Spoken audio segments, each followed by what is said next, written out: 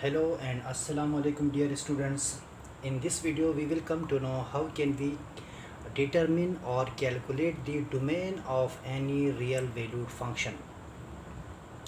Dear students, I have written the all possible form of the real domain function. Is the type of the functions I have mentioned. Number one, if a function is given in this form, an ordinary form of the function, or we can say that a plain polynomial function. Number two, if a function is given in the fractional form. Number three, if the function is given in the square root or the even root of the function, and if a function is given in the fraction of the square root of the function. These are the four possible forms of the real valued functions, and now we will come to know how can we determine the domain of these sort of functions. So dear students, let's start with the first one. As you can see, this function has no fraction, no square root and no exponential form. We can say that this function is f of x is equal to a polynomial form of the function. It is just a polynomial. This may be of degree 1, of degree 2, or nth degree as well. Domain means the values of the independent variable, which means we have to find the x values which will define this function. Dear students, let's say if I take one example for this sort of functions. Let's say f of x is equal to x squared plus 3x. So we can see, dear student, this function is resemble to this one. तो हम ये कह सकते हैं कि ये जो हमारे पास गिवन फंक्शन है, ये पहली वाली जो कंडीशन है इस तरह का फंक्शन है, क्योंकि इसके ऊपर कोई स्क्वायर रूट नहीं है, कोई यहाँ पर फ्रैक्शन नहीं है, कोई इस पर एक्सपोनेंशियल फंक्शन नहीं है, और इसके ऊपर कोई fraction of the square root नहीं है. तो इसका मतलब ये हुआ कि अब हम क्या देखेंगे कि इस वाली हमारे पास जो नेचर ऑफ द फंक्शन है, इसके लिए जो x की वैल्यूज़ हैं वो हमारे पास कहाँ पर डिफाइंड है और कहाँ पर डिफाइंड नहीं है. तो डियर स्टूडेंट्स, आप जानते हैं, हम देख रहे हैं कि जब हम यहाँ पर x की वैल्यूज़ 0 से +-1 +-2 अप टू इन्फिनिटी हम पुट करते जाएंगे, तो हमारे पास कोई एक वैल्यू ऐसी भी नहीं होगी जहाँ पर ये अनडिफाइंड होगा, क्योंकि हमारे पास से अनडिफाइंड होने के लाजमी है कि आपके पास एक फ्रैक्शनल फॉर्म हो या स्क्वायर रूट वाली फॉर्म हो, और या फिर आपके पास क्या होना चाहिए कि fraction of the square root हो, या आपके पास एक्सपोनेंशियल फंक्शन हो. तो डियर स्टूडेंट्स, आप देखिएगा, अगर हम इस फंक्शन पर अगर मैं x की जगह 0 पुट कर लेता हूँ, तो यहाँ पर मेरे पास फंक्शन की जो वैल्यू आएगी वो 0 होगी, that is a real value. और अगर मैं 1 पुट करता हूँ x की जगह पर, तो ये f ऑफ 1 मेरे पास होगा 1 + 3, ये मेरे पास 4 होगा. और इसी तरह अगर हम -1 पुट करते हैं डियर स्टूडेंट्स, तो ये हमारे पास होगा ये 1 + -3, और इस तरह से -2 भी हमारे पास एक रियल वैल्यू है. तो डियर स्टूडेंट्स, आप देख सकते हैं, हम x की कोई भी वैल्यू पुट करेंगे तो हमारे पास ये एक डेफिनेट वैल्यू आएगी. हमारे पास कोई इनडिटरमिनेंट फॉर्म या अनडिफाइंड फॉर्म यानी इन्फिनिटी वाली कंडीशन हमारे पास नहीं बन रही है. तो इसका मतलब ये हुआ कि ये जो हमारे पास फंक्शन है, अगर हम इसकी डोमेन लिखना चाहें तो इसका जो डोमेन होगा वो होगा तमाम real numbers, which means that all real numbers are defined for this sort of functions. यानी पहली जो कंडीशन है, इसका जो हमारे पास डोमेन होगा हमेशा वो तमाम रियल नंबर्स होगा. तो डियर स्टूडेंट्स, रियल नंबर्स को हम डोमेन के लिए इंटरवल की फॉर्म में कैसे लिखते हैं, तो आपको मालूम है हम किस तरह से लिखते हैं. इसको हम दी ओपन इंटरवल -∞ to +∞, हम इसको इस तरह से लिखते हैं ओपन इंटरवल के फॉर्म में. और डियर स्टूडेंट्स, आप जानते हैं ओपन इंटरवल का मतलब ये होता है कि जो हमारे पास राउंड ब्रैकेट है, इसके साथ जो बाउंड्री वैल्यूज़ हैं वो इस इंटरवल में शामिल नहीं है, और इन दोनों के दरमियान -∞ और +∞ के दरमियान जितने भी रियल वैल्यूज़ हैं वो तमाम के तमाम इस फंक्शन के लिए डिफाइंड हैं. ओके डियर स्टूडेंट्स, तो ये तो बहुत ही सिंपल हमारे पास एक नेचर ऑफ द फंक्शन था कि जिसके अंदर हमारे पास जो एक प्लेन फंक्शन होगा उसकी जो डोमेन होगी वो हमेशा रियल नंबर्स होंगी, और रियल नंबर के डोमेन को हम इंटरवल के फॉर्म में इस तरह से लिखते हैं. ठीक है डियर स्टूडेंट्स, अब हम आते हैं दूसरी वाली जो नेचर है या दूसरी वाली जो टाइप है रियल वैल्यूड फंक्शन की। अब हम देखते हैं कि उसके लिए हम डोमेन किस तरह से कैलकुलेट करते हैं।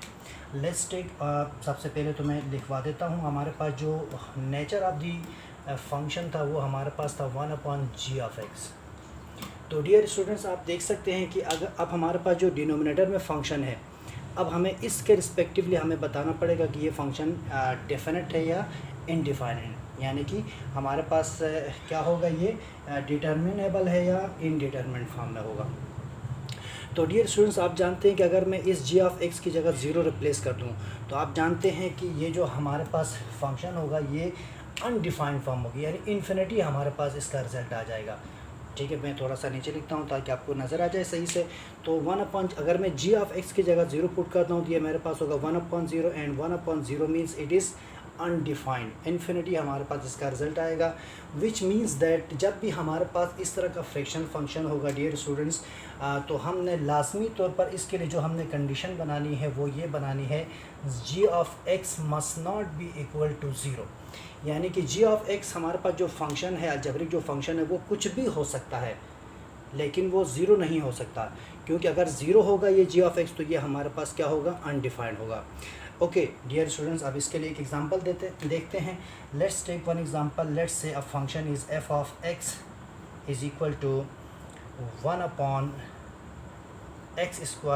- 4x + 3। तो डियर स्टूडेंट्स आप डिनोमिनेटर में देख सकते हैं, डिनोमिनेटर में हमारे पास जो अलजेब्रिक एक्सप्रेशन है that is the polynomial of degree 2। तो पहली टाइप में हमने देखा था कि ये बगैर फ्रैक्शन के था, तो हमने कहा था कि इसकी रियल वैल्यूड फंक्शंस होंगी, रियल वैल्यू जो होंगी वो इसकी डोमेन होंगी। लेकिन अब यहाँ पर देखिएगा ये जो हमारे पास है ये डिनोमिनेटर में है, फ्रैक्शन में है, तो अब हमें यहाँ पर ये वाली कंडीशन लगानी पड़ेगी कि हमारे पास डिनोमिनेटर में जो भी फंक्शन है वो हमारे पास क्या होना चाहिए, ये जो फंक्शन है ये 0 के इक्वल नहीं होना चाहिए। तो क्या मतलब कि हमारे पास जो भी डिनोमिनेटर में फंक्शन है x² - 4x + 3 this must not be equal to 0। ठीक है डियर स्टूडेंट्स, अब हमारे पास देखिएगा एक क्वाड्रेटिक एक्सप्रेशन है। अगर मैं इसके फैक्टर बनाता हूँ तो इसके फैक्टर्स मेरे पास आएंगे, थोड़ा सा ऊपर लिखते हैं ताकि सबको नज़र आ जाए। इसके फैक्टर्स हमारे पास होंगे x - 3x - x + 3, तो ये मेरे पास होगा x - 1 and x - 3 must not be equal to 0। तो dear students these are the factors for this quadratic और दिस पैराबोलिक एक्सप्रेशन। तो डियर स्टूडेंट्स इसका मतलब ये हुआ कि यहाँ पर ये कह रहा है कि x must not be equal to 1, यहाँ से मेरे पास जो x की वैल्यू आएगी वो +1 आ जाएगी। तो x must not be equal to 1, क्योंकि अगर हम 1 पुट करेंगे तो आप देख सकते हैं यहाँ पर ये हमारे पास क्या हो जाएगा, 0 हो जाएगा, क्योंकि 1 + 3 + 4 - 4 0, तो ये हमें नहीं चाहिए। इसका मतलब है कि हमें इसके डोमेन में से +1 को एक्सक्लूड करना है, निकाल बाहर करना है। और x - 3 means x is not equal to 3। अगर मैं इसको यहाँ शिफ्ट करता हूँ तो ये x is not equal to 3 होगा, इसका मतलब है +3 भी हमें नहीं चाहिए। चेक करते हैं, 3 पुट करेंगे ये 9 होगा मेरे पास, और ये मेरे पास होगा -12, और ये देखें ये +3 + 9 + 3 + 12 और ये -12 0। इसका मतलब है कि हमारे पास ये 3 भी हमें एक्सक्लूड करना पड़ेगा इसकी डोमेन में से। तो डियर स्टूडेंट्स क्या मतलब हुआ इसका, कि इसका मतलब ये हुआ कि all real values are the domain for this function except 1 and 3, यानी 1 और 3 के अलावा तमाम रियल वैल्यूज़ इसकी क्या होंगी, डोमेन होंगी। तो क्या मतलब हुआ, अब इसको देखिएगा, मैं पहले एक लिखने का अंदाज़ आपको बता रहा हूँ कि तमाम रियल नंबर में से हम सब्ट्रैक्ट करेंगे जो हमारे पास एलिमेंट्स हैं 1 एंड 3, क्योंकि रियल जो हमारे पास नंबर है वो एक सेट होते हैं। तो इसको देखें, मैंने इस रियल नंबर के सेट में से मैं माइनस कर रहा हूँ 1 और 3 को। तो डियर स्टूडेंट्स इस तरह से हम इसको लिख सकते हैं अपनी आसानी के लिए।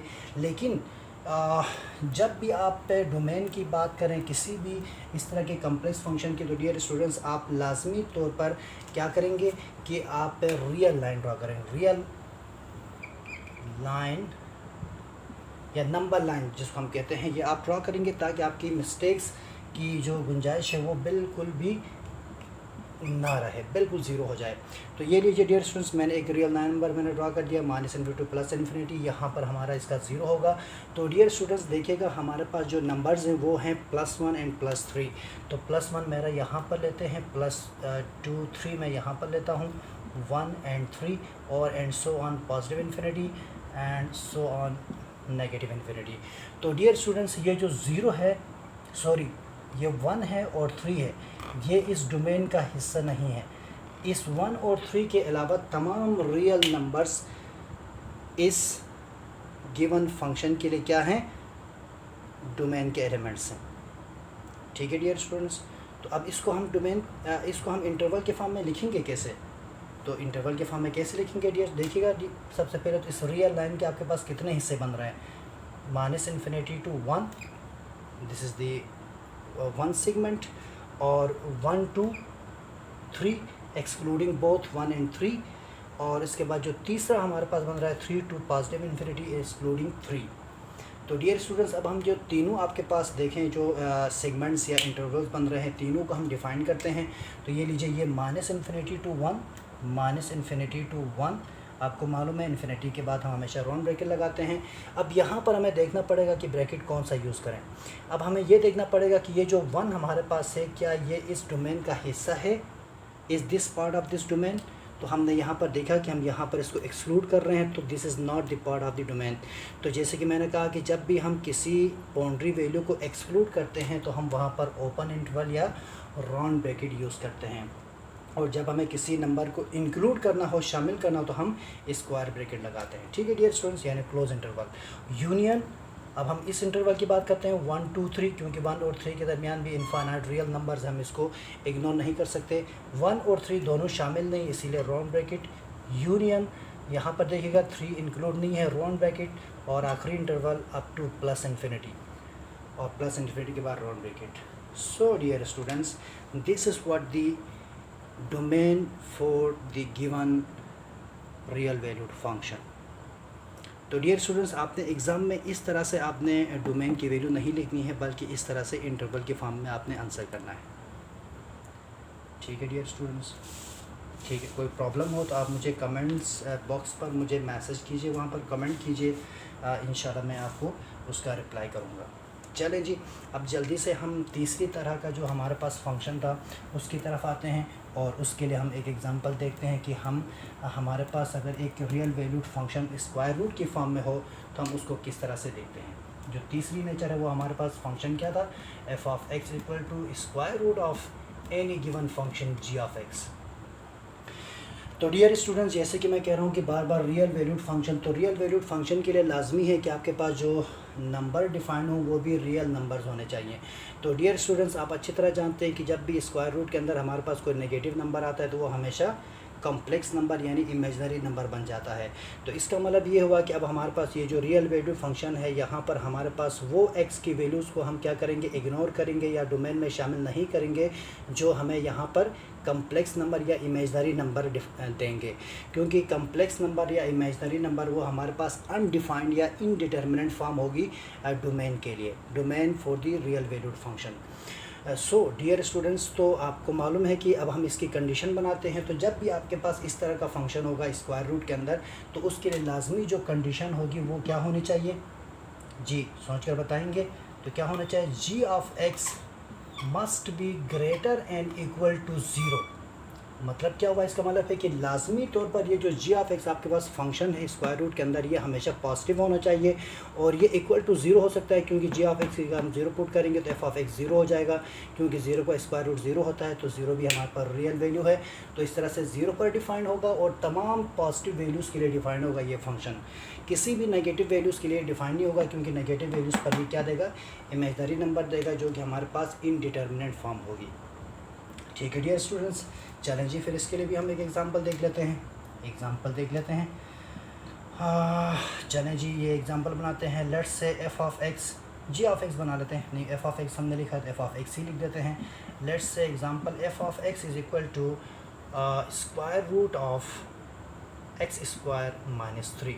तो डियर स्टूडेंट्स, आप देख सकते हैं यहाँ पर जो हमारे पास g(x) है जी ऑफ एक्स है उसकी जगह हमारे पास है एक्स स्क्वायर माइनस 3। तो अब हमारे पास जो अलजेब्रिक फंक्शन है, रियल वैल्यूड फंक्शन है स्क्वायर रूट के अंदर, उसको हमने कौन सी कंडीशन पर रखना है, इस वाली कंडीशन पर रखना है। तो इसका मतलब है कि जो हमारे पास जी ऑफ एक्स है x square minus 3 that must be greater and equal to 0। ठीक है डियर स्टूडेंट्स, आई होप कि इसके अंदर कोई प्रॉब्लम नहीं होगी किसी भी स्टूडेंट को। अब यहाँ से हम क्या करते हैं, एक्स की वैल्यू डिटरमिन करते हैं। जी डियर स्टूडेंट्स, एक्स की वैल्यू डिटरमिन करके बता दें मुझे क्या होना चाहिए, x is greater and equal to square root of 3। Problem, I hope कि कोई प्रॉब्लम नहीं होगी। इसको हम इस तरह लिख सकते हैं, और x is greater than square root of 3 और x is less than negative square root of 3। यानी कि एक हमारे पास पॉजिटिव अंडर रूट 3 और दूसरा हमारे पास नेगेटिव अंडर रूट 3। दोनों वैल्यूज़ को मैंने सेपरेट करके लिखा, तो हम इसको इस तरह भी लिख सकते हैं। तो डियर स्टूडेंट्स, इसका मतलब क्या हुआ, तो यहाँ पर इसको ज़रा रीड करें आप, इसको यहाँ पर रीड करेंगे आप। चलें इसको ज़रा मैं स्क्वायर रूट से हटा करके इसकी मैं न्यूमेरिक वैल्यू लिख देता हूँ ताकि आपको रियल लाइन ड्रॉ करने में आसानी हो जाए।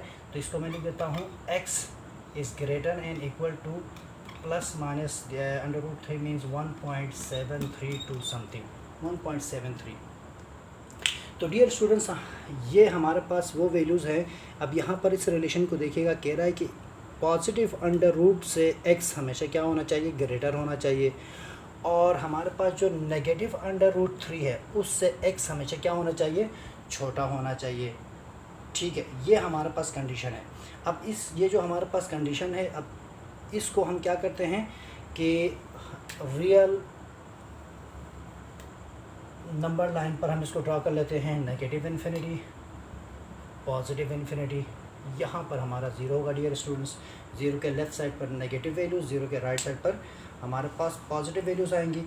तो डियर स्टूडेंट्स, अब हमारे पास क्या होगा, लेट्स से 1, ये हमारा 1 होगा, ये 2 होगा। तो ये जो 1.73 लेट्स से यहाँ कहीं हमारे पास है, दिस इज़ नेगेटिव 1.73, और यहाँ पर ये मैं पॉजिटिव 1 और ये पॉजिटिव 2, तो मेरे पास ये जो पॉजिटिव 1.73 होगा यहाँ कहीं पर होगा। तो डियर स्टूडेंट्स, अब हम क्या करते हैं, एक बार फिर देखिएगा, हमारे पास जो रियल लाइन हमारे पास थे, रियल नंबर लाइन, ये हमारे पास एक बार फिर 3 हिस्सों में ये बट गई है। 3 यानी इसके 3 सेगमेंट्स बन गए, यानी कि माइनस इन्फिनिटी से जाके माइनस 1.73 तक, और फिर माइनस 1.73 से प्लस 1.73 तक, और फिर प्लस 1.73 से अप टू पॉजिटिव इन्फिनिटी। तो डियर स्टूडेंट्स, अब हम क्या करेंगे, क्योंकि हमारे पास ये जो फंक्शन है ये स्क्वायर रूट का है, अंडर रूट का हमारे पास फंक्शन है। तो अब हम क्या करेंगे, अंडर रूट के अंदर हमने क्या कहा कि हमारे पास नेगेटिव वैल्यू नहीं होने चाहिए। तो अब हम क्या करेंगे, तीनों इंटरवल पर चेक करेंगे कि किस इंटरवल में हमारे पास पॉजिटिव वैल्यूज़ आ रही हैं और किस पर नेगेटिव वैल्यूज़ आ रही है। तो डियर स्टूडेंट्स, पहला हम देखते हैं कि इस इंटरवल पर यहाँ से आप कोई सी भी एक वैल्यू ले लें, माइनस 1.73 से छोटी कोई भी एक वैल्यू ले लें अप टू नेगेटिव इन्फिनिटी। अब वो एक वैल्यू गिवन फंक्शन के लिए जो भी आपके पास रिजल्ट डिफाइन करेगी वो पूरा इंटरवल डिफाइन करेगा। ठीक है डियर स्टूडेंट्स, लेट्स से अगर हम यहाँ से लेते हैं 2, -2 मैं यहाँ से उठाता हूँ। तो डियर स्टूडेंट, इस -2 को हम गिवन फंक्शन में पुट करते हैं।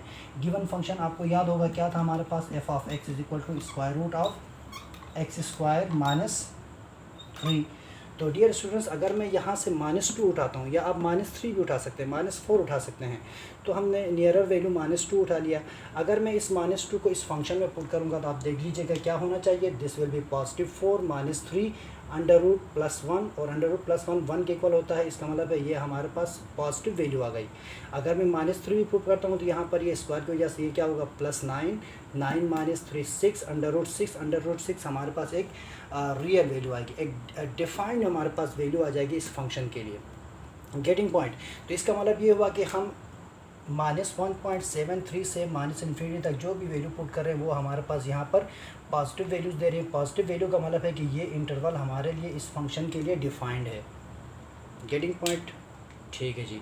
अब हम देखते हैं डियर स्टूडेंट -1.73 से +1.73 तक इस इंटरवल के अंदर हम कोई एक वैल्यू सब्स्टिट्यूट करके देखते हैं, क्योंकि इस इंटरवल के दरमियान भी हमारे पास इनफाइनाइट रियल वैल्यूज़ हैं। तो यहाँ से भी कोई एक वैल्यू उठा लेते हैं, 0 ही उठा लेते हैं। चलें, अगर देख लीजिएगा, अगर मैं x = 0 पुट करता हूँ तो यहाँ पर क्या होगा, 0 - 3 देखिएगा स्टूडेंट्स, ये हमारे पास होगा √-3, that is a complex number. या अगर मैं यहाँ से मैं -1 पुट करता हूँ तो ये लीजिए डियर स्टूडेंट्स, अगर मैं यहाँ पर -1 पुट करता हूँ तो this will B +1, +1 - 3 -2, √-2 means this is again a complex number and imaginary number. इसका मतलब ये हुआ कि ये जो -1.73 से +1.73 के दरमियान जो इंटरवल या जितने भी रियल वैल्यूज़ हैं, ये हमारा हमेशा तमाम वैल्यूज़ के लिए हमारा जो गिवन फंक्शन है वो नेगेटिव होगा, विच मीन्स कि ये वाला इंटरवल हमारे लिए ये अनडिफाइंड फॉर्म है, यानी कि इसके लिए इस इंटरवल के लिए डोमेन डिफाइंड नहीं होगा। अब देखते यहाँ पर, तो देखें डियर स्टूडेंट्स, ये तो ऑब्वियस है कि ये पॉजिटिव और इससे ऊपर +∞ तक जितने भी वैल्यूज़ हैं वो पॉजिटिव हैं, तो पॉजिटिव का स्क्वायर क्या होगा, डेफिनेटली पॉजिटिव होगा, और वो जो वैल्यू होगी वो हमेशा इससे बड़ी होगी। तो ये हमेशा हमारे पास क्या होगा, ये पॉजिटिव वैल्यू देगा स्क्वायर रूट के अंदर। चेक कर लेते हैं, लेट्स से 2 चेक कर लेते हैं। 2 पर ये 4 - 3 दिस विल बी +1, और इससे जो भी बड़ी वैल्यू होगी दैट विल बी डिफाइंड। तो ये लीजिए डियर स्टूडेंट्स, ये हमारे पास पॉजिटिव हो गया, ये हमारे लिए डिफाइंड है। तो ये हमेशा अल्टरनेटिव हमारे पास चलता है, plus minus plus minus plus minus, अगर हमारे पास मज़ीद सेगमेंट्स किसी लाइन के बनते हैं इन केस। तो डियर स्टूडेंट्स, हमने देखा कि ये जो 2 सेगमेंट्स हैं ये इस फंक्शन के लिए डिफाइंड है, ये वाला हमारे लिए डिफाइंड नहीं है। तो अब इसका हम कैसे लिखेंगे, इसी रियल लाइन के नीचे हम लिखते हैं। तो डियर स्टूडेंट्स देखिएगा, -∞ to -1.73, इसकी जगह आप -√3 भी लिख सकते हैं। तो यहाँ पर तो हम राउंड ब्रैकेट लगाएंगे। यहाँ पर हम देखेंगे कि आप मुझे ये बताएं कि क्या ये वैल्यू यहाँ पर डिफाइंड है, ये आपको देखना पड़ेगा। तो आप चेक करेंगे कि yes this is defined, which means this value is included, और इंक्लूडेड वैल्यू को हम हमेशा किससे डिफाइन करेंगे, क्लोज ब्रैकेट से। Very good. और अब देखिएगा, ये वाला जो इंटरवल है ये तो हमारा एक्सक्लूड हो गया, पूरा इंटरवल। यूनियन हम डायरेक्ट आएंगे इस इंटरवल पर, और क्योंकि इसके अंदर पॉजिटिव है, ये नेगेटिव है, सारा का सारा हमने छोड़ दिया, हमने इग्नोर कर दिया। और यहाँ पर देखिएगा हमारे पास कहाँ से स्टार्ट हो रहा है, 1.73 टू +∞, प्लस लिखने की ज़रूरत नहीं है, चले लिख दिया। यहाँ पर ब्रैकेट क्लोज, यहाँ पर कौन सा ब्रैकेट लगाएंगे, स्क्वायर ब्रैकेट। क्यों, क्योंकि हमारे पास 1.73 पर भी ये पॉजिटिव वैल्यू दे रहा है, ये डिफाइंड है। तो डियर स्टूडेंट्स, हमने देख लिया कि हमने एक स्क्वायर रूट का जो फंक्शन है उसका डोमेन किस तरह से कैलकुलेट करते हैं, ये हमने डिफाइन करके बता दिया। तो ये हमारे पास इसका रिज़ल्ट है। आई होप कि आपने अंडरस्टैंड किया। ठीक है डियर स्टूडेंट्स, अब हम आते हैं लास्ट टाइप और the nature of the real valued functions, जिसके अंदर हमारे पास जो स्क्वायर रूट है वो डिनोमिनेटर में होता है, यानी कि हमारे पास एक फ्रैक्शन फॉर्म में होता है। चलें जी डियर स्टूडेंट्स, हम देख लेते हैं। Number 4, that is f of x is equal to 1/√of g of x। अब डियर स्टूडेंट्स, यहाँ पर थोड़ी कंसंट्रेशन ज़्यादा ज़रूरत पड़ेगी, क्योंकि यहाँ पर देखिएगा, पहली बात तो ये कि आपके पास जो गिवन फंक्शन है वो स्क्वायर रूट के अंदर है। इसका मतलब है कि आपको क्या नहीं चाहिए, आपको कोई नेगेटिव वैल्यू नहीं चाहिए, यानी कि x must be greater than 0, पहली बात। और दूसरी बात यहाँ पर देखिएगा डियर स्टूडेंट्स कि अब यहाँ पर डिनोमिनेटर में 0 नहीं हो सकता, यानी कि x must not be equal to 0, यानी ये दोनों कंडीशन यहाँ पर लगेंगी। क्योंकि अगर डिनोमिनेटर में 0 होता है तो ये 1/0 या समथिंग अपॉन 0 ये हमारे पास इनडिटर्मिनेंट फॉर्म देगा। तो डियर स्टूडेंट्स, जब भी हमारे पास इस तरह का फंक्शन होगा फ्रैक्शन के अंदर, और आपके पास जो डिनोमिनेटर में जो आपके पास पीस है फंक्शन का वो आपके पास स्क्वायर रूट के अंदर है, तो लाजमी तौर पर आपने जो कंडीशन लगानी है वो कंडीशन लगानी है, जो भी स्क्वायर रूट के अंदर डिनोमिनेटर में फंक्शन होगा वो हमेशा स्ट्रिक्टली ग्रेटर देन 0 होना चाहिए। क्योंकि अब ये 0 के इक्वल नहीं हो सकता, जैसे मैंने बता दिया, यहाँ पर मैंने मेंशन भी कर दिया, क्योंकि 0 के इक्वल होगा तो ये इनडिटर्मिनेट फॉर्म देगा। ठीक है स्टूडेंट्स, इसकी एक एग्जांपल देख लेते हैं। Let's take one example, f of x is equal to 1/√of 4 - x²। तो डियर स्टूडेंट्स देखिएगा, एक बार फिर हमने इस तरह की एक एग्जांपल ली है। अब इस एग्जांपल के ज़रिए हम देखते हैं कि हमारे पास इसका डोमेन क्या बनता है। तो डियर स्टूडेंट्स क्या हमारे पास इसकी कंडीशन बननी चाहिए, कंडीशन जो भी हमारे पास स्क्वायर रूट के अंदर फंक्शन होगा 4 minus x square that must be strictly greater than 0। तो डियर स्टूडेंट्स अब हमारे पास क्या होगा, यहाँ से हम x की वैल्यू निकाल सकते हैं। x की वैल्यू हमारे पास क्या होगी +-2 ऑब्वियसली। तो दिस एम्प्लाइज दैट हमारे पास क्या होगा x must be greater than +2 and x must be less than 2। ठीक है डियर स्टूडेंट्स, इसको हमने इस तरह से लिख दिया क्योंकि अच्छा यहाँ पर आप ये भी देख सकते हैं कि एक्स स्क्वायर को इसको आप यहाँ शिफ्ट कर सकते हैं, आसानी के लिए मैं बता रहा हूँ। तो ये क्या होगा 4 is greater then x square. ठीक है, तो ये लीजिए, इसको मैं थोड़ा एक्सप्लेन कर देता हूँ। इसको आप इस तरह से लिख सकते हैं 4x स्क्वायर। ठीक है, अब आप स्क्वायर रूट लीजिए, तो ये हमारे पास होगा x ±2, क्योंकि देखिएगा ये जो इसका बेक है या इसका जो टेल है वो x की तरफ है, तो इसका जो टेल है वो हमने x की तरफ करके रखा है। ठीक है जी, तो चलिए इसको थोड़ा ऊपर लिख देते हैं ताकि आपको नज़र आ जाए अच्छी तरह से। ठीक है डियर स्टूडेंट्स, तो अब हम देखते हैं कि हमारे पास ये क्या कहना चाह रहा है। तो इसकी तरह हम बना लेते हैं एक रियल नंबर लाइन -∞ +∞ 0। तो डियर स्टूडेंट्स अब हमारे क्या कह रहा है ये, अच्छा ये बात आप तक पहुंच गई है।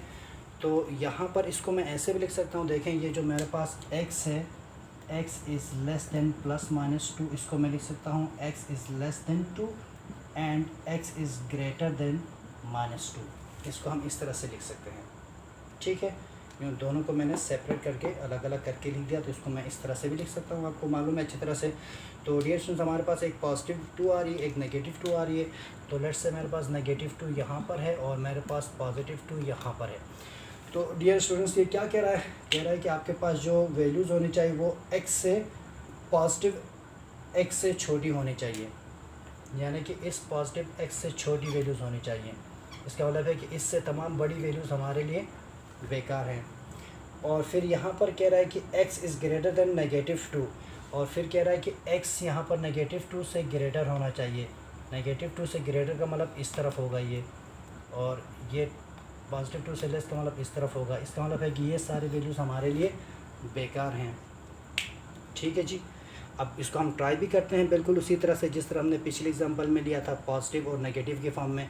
तो डियर स्टूडेंट्स अगर देखिएगा -2 से अगर हम एक छोटी वैल्यू -3 लेते हैं, -3 लेते हैं तो ये क्या होगा, देखें 4 -3, तो -3 तो ये 9 हो जाएगा। तो 4 -9 -5, ये लीजिए आपके पास कॉम्प्लेक्स नंबर आ गया, इसलिए यहाँ पर ये नेगेटिव वैल्यू दे रहा है, कॉम्प्लेक्स नंबर दे रहा है, इसलिए -2 से छोटी तमाम वैल्यूज़ को हमने इग्नोर कर दिया। ठीक है डियर स्टूडेंट्स, -2 से 2 तक -2 पुट कर लेते हैं। देखिए स्टूडेंट्स, -2 पुट करते तो हमारे पास क्या आएगा, ये 4 -4 ये 0। इसका मतलब है कि ये -2 यहाँ पर शामिल नहीं होगा इसकी डोमेन में, इसीलिए यहाँ पर देखें x हमारे पास क्या लिखा हुआ है, स्ट्रिक्टली लेस देन। यहाँ पर देखें x is strictly less than +2 and x is strictly greater then -2। Strictly greater का मतलब है कि जो आपके पास एलिमेंट या नंबर लिखा हुआ है वो उस डोमेन में शामिल नहीं है। ठीक है डियर, अब इन दोनों के दरमियान अगर इस सेगमेंट के अंदर हमको एक नंबर लेते हैं, लेस से हम लोग 0 लेते हैं, तो 4 -0 4 1/4 हमारे पास एक डिफाइंड वैल्यू आ जाएगी। अगर हम 1 लेते हैं 1/4 -1 ये +3 1/√3 हमारे पास एक डेफिनेट वैल्यू आएगी। इसका मतलब है कि सिर्फ ये इंटरवल हमारे पास डिफाइंड है। और अगर हम 2 से बड़ी कोई वैल्यू लेते हैं तो हम देखते हैं पॉजिटिव आता है या नेगेटिव आता है या फिर 0 होता है। अगर मैं +3 लेता हूँ स्टूडेंट्स, तो आप देखें 4 -3² 9, तो ये 4 -9 ये -5 हो जाएगा, और -5 1/√-5 √-5 हमारे पास कॉम्प्लेक्स नंबर होगा विच इज़ अनडिफाइंड। तो इसीलिए मैंने इस यहाँ से बड़ी तमाम वैल्यूज़ को मैंने क्रॉस कर दिया, क्योंकि ये जो कंसेप्ट अभी मैं बता रहा हूँ नेगेटिव पॉजिटिव नेगेटिव वाला, ये हम पिछले लेक्चर में देख चुके हैं, पिछले एग्जांपल में देख चुके हैं। तो आप इस तरह से भी देख सकते हैं कि आप पॉजिटिव किस इंटरवल पर आता है और नेगेटिव किस इंटरवल पर आता है, इस तरह से भी आप रिज़ल्ट कैलकुलेट कर सकते हैं। या फिर ये जो आपके पास रिज़ल्ट का स्टेटमेंट है, इस स्टेटमेंट को भी रीड करके आप रिज़ल्ट कैलकुलेट कर सकते हैं। जैसे कि यहाँ पर ये कह रहा है, देखें x is strictly less than +2, तो ये देखें ये +2 से स्ट्रिक्टली लेस होगा, तो इसका मतलब है कि इससे बड़े सारे इग्नोर करेंगे डेफिनेटली, सिंपल सी बात है। और यहाँ पर कह रहा है x is strictly greater then -2, तो यहाँ पर ये कह रहा है कि इस -2 से ग्रेटर होगा स्ट्रिक्टली, -2 को एक्सक्लूड करके, तो -2 से तमाम छोटी वैल्यूज़ को भी मैंने इग्नोर कर दिया। तो अब इसका हम लिखते हैं क्या, डोमेन। तो डियर स्टूडेंट्स की डोमेन क्या होगी जी, सोच कर बताएं। ये सारा कैंसिल, ये सारा कैंसिल, -2 भी शामिल नहीं है, 2 भी शामिल नहीं है, क्योंकि जैसे मैंने बता दिया स्ट्रिक्टली ग्रेटर और स्ट्रिक्टली लेस की बात कर रहा है। तो जो आपके पास बाउंड्री वैल्यू शामिल नहीं है, तो जब वहाँ पर हम ओपन इंटरवल यानी कि राउंड ब्रैकेट लगाते हैं, तो डियर स्टूडेंट्स इस वाले फंक्शन का जो डोमेन होगा वो हमारे पास होगा round bracket -2, only the values between -2 and 2 excluding -2 and +2। I hope कि आपने अंडरस्टैंड किया होगा और आपने इस लेक्चर को अच्छी तरह समझना है। जो एग्ज़ाम्पल्स मैंने करवाई हैं वो एग्ज़ाम्पल आपने ख़ुद से एक बार प्रैक्टिस करना है, चीज़ों को अच्छी तरह सुनना है, समझना है, और इससे रिलेटेड या इससे रेलिवेंट कोई एग्ज़ाम्पल आपको मिलती है या आप ख़ुद डेवलप करके उसकी प्रैक्टिस करेंगे। फिर भी कोई प्रॉब्लम हो तो आप मुझसे कमेंट बॉक्स पर कमेंट करके मुझसे पूछ सकते हैं। हाँ, इंशाल्लाह एक कम्प्लेक्स एग्ज़ाम्पल के साथ नेक्स्ट वीडियो में आपके साथ होऊंगा। Thank you very much. अल्लाह हाफ़िज़।